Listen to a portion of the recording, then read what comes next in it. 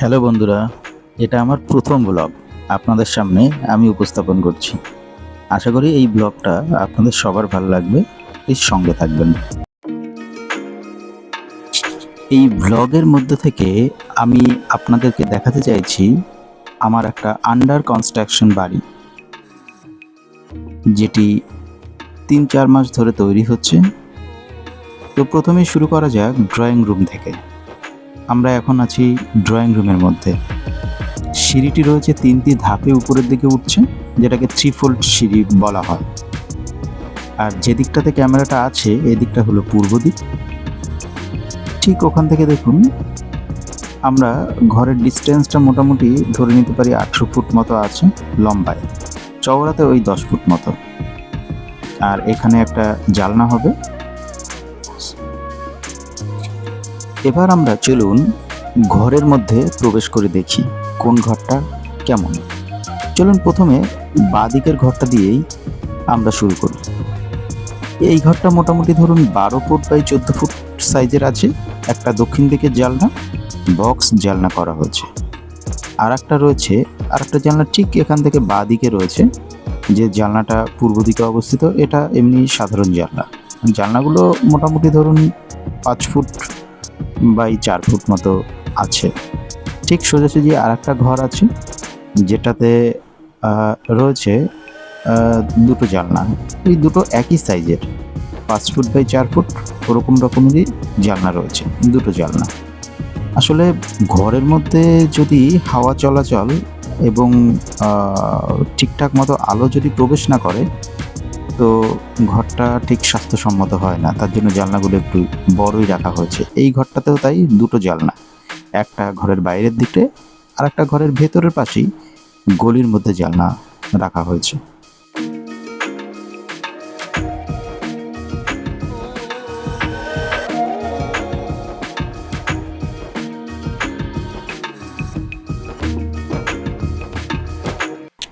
মোটামুটিভাবে ঘর আমরা ঘুরে দেখলাম। এখন যেহেতু এটা আন্ডার কনস্ট্রাকশন ঘর, তার জন্য এটাকে আবার জল দিয়ে কিউরিং করতে হয় মাঝে মধ্যে। মাঝে মধ্যে বলতে দিনে 2 থেকে 3 বার তো জল দিতেই হয়, কারণ যে গরম তাতে করে ভিজিয়ে রাখতেই হবে। এই দেখুন আমরা জল দেওয়া শুরু করে দিয়েছি। একটা লম্বা পাইপ দিয়ে উপরে নিচে চারিদিকে জল দিয়ে মোটামুটিভাবে ভিজিয়ে দিতে হচ্ছে। তো জল ভিজিয়ে দেওয়ার পরে তারপরে আমি আবার অন্য কাজে ফিরে যাব। সকাল থেকে খাটাখাটনি করার পরে একটু খিদে লেগে গেছে, এর জন্য গিয়ে এখন একটু চা মুড়ি খাবো।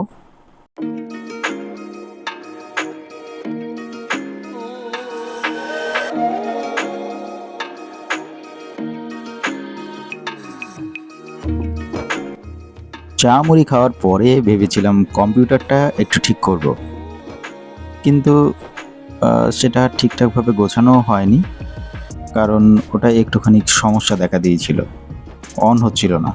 র্যামটা খুলে ঘষে আবার লাগালাম, কিন্তু কিছুতেই কিছু হচ্ছিল না। যাই হোক, কালকে মেকানিকের কাছে নিয়ে যাব, দেখি কি করা যায়। এই করতে করতে মোটামুটি অনেক বেজে গেছে। আমার তো সেদিকে খেয়ালই নেই। দেখি 8টা 20। আরে এখনই তো আমাকে স্নান করতে হবে, খেতে হবে, তারপরে দৌড়ে গিয়ে 9টা 20 ট্রেন ধরে আমাকে আবার অফিস যেতে হবে।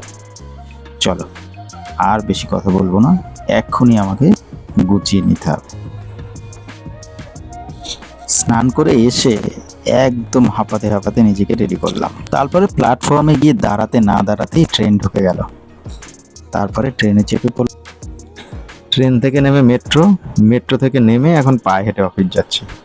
প্রচণ্ড গরম, মনে হয় যেন মরুভূমির মধ্যে থেকে হাঁটছি। পুরোপুরিভাবে গা হাত পা ভিজে গেছে ঘেমে। প্রচণ্ড গরমের মধ্যে হাঁপাতে হাঁপাতে অফিসে এসে পৌঁছলাম। তারপরে একটা র্যাপিডো বুক করে চললাম একটা ওষুধ আনতে। ওষুধ নিয়ে এসে আবার অফিসে প্রবেশ করলাম। অফিসে প্রবেশ করে কাজকর্ম মিটিয়ে তারপরে আবার যাওয়ার সময় হয়ে গেল, আবার বেরিয়ে পড়লাম বাড়ির উদ্দেশ্যে। আবার মেট্রো ট্রেন এগুলোতে চড়ে অবশেষে বাড়িতে এসে পৌঁছলাম।